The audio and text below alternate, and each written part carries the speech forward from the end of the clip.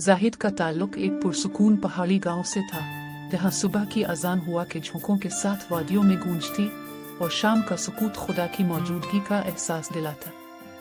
जाहिद बचपन से ही मामूली इंसान न था। जब दूसरे लड़के खेल कूद में मसरूफ होते, वो मस्जिद की सफ़ें झाड़ रहा होता और बुजुर्गों के कदम चूमता। इसके वालिद एक दरवेश तबीयत के किसान थे, जिन्होंने इसे सिखाया था कि अल्लाह को पालीना दुनिया की सबसे बड़ी कामयाबी है।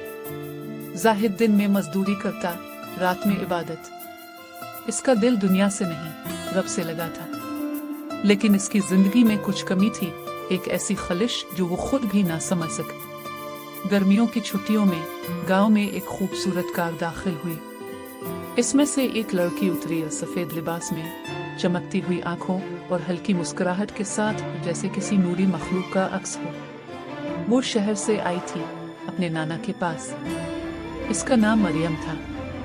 मरियम ने गांव की सादगी में एक अजीब सुकून पाया। वो अक्सर गांव की मस्जिद के पास चुपचाप बैठी रहती और कभी बच्चों के साथ कुरान की तिलावत सुनने आती। एक दिन इसकी मुलाकात जाहिद से हुई, वो शख्स जो सबसे कम बोलता और सबसे ज्यादा दुआ करता था। जाहिद की निगाह पहली बार किसी औरत पर यूं टूट गई थी। वो खुद भी हैरान था कि ये दिल क्यों बेचैन था। मरियम की मासूमियत और रूहानियत इसके दिल को छू गई थी। वो जब भी इसे देखता, उसकी जुबान खामोश रहती मगर दिल की धड़कन तेज हो जाती। मरियम ने भी महसूस किया कि जाहिद की मौजूदगी में कोई कशिश है, कोई ऐसी रोशनी जो लफ्जों की मोहताज न थी। कुछ दिनों में दोनों की खामोशियों में गुफ्तगू होने लगी। दरख्तों के साए तले, पानी की आवाजों में और अजान की गूंज में उनकी रूहें एक दूसरे से करीब होने लगी। जाहिद की इबादत में अब इर्तियाश था। वो सजदे में गिर कर रोता, ए अल्लाह, ये दिल जो तेरा था अब किसी और की तरफ माइल हो रहा है। क्या ये गुनाह है? क्या ये मोहब्बत तेरी मोहब्बत से दूरी है? इसी लम्हे एक रात इसने ख्वाब में देखा कि वो एक वीरान राह पर चल रहा है। सामने एक रोशनी है और रोशनी में मरियम खड़ी है।